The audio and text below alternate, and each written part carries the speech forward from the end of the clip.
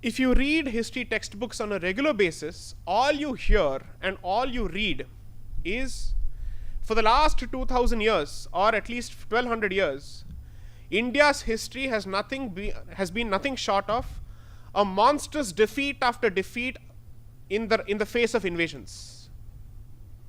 That is the only thing that you read.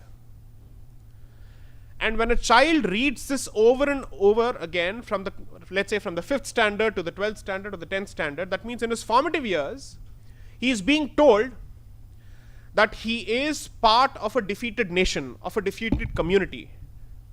And when that happens, it is bound to affect a sense of self-esteem. It reflects in your body language, it reflects in your approach to everything. Nobody wants to be told in this country, despite all these barbaric invasions, despite all the monumental and wholesale destruction and genocide that was meted out to the people native to this country, we are still here. Greek history abhi sirf kitabon mein hai. The original Greek history. Roman history is only in books. You've heard of this place called Constantinople in history. What is it known as today? Istanbul. What is known as the Royal Mosque in Turkey was previously the Hagia Sophia Church. You don't have a trace of African traditions and pagan roots. Has anyone been to Northeast Europe or Northwest Europe, the Baltic states? So I had the opportunity to go to Latvia, Lithuania, and Estonia. Of all the places that I chose for a vacation, I chose these 3 countries, the Baltic countries. For the simple reason that if you go to that place, आपको हिंदी कानों में सुनाई पड़ेगा, संस्कृत आपको सुनाई पड़ेगा, because one of the closest languages to Sanskrit is Lithuanian.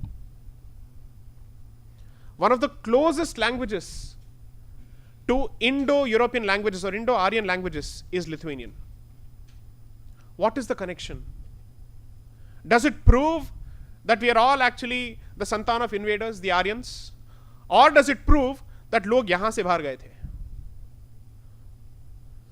Have you read the recent news reports that the light complexion of the European is perhaps the contribution of an Indian who left this place 10,000 years ago? This news report came out 2 days ago.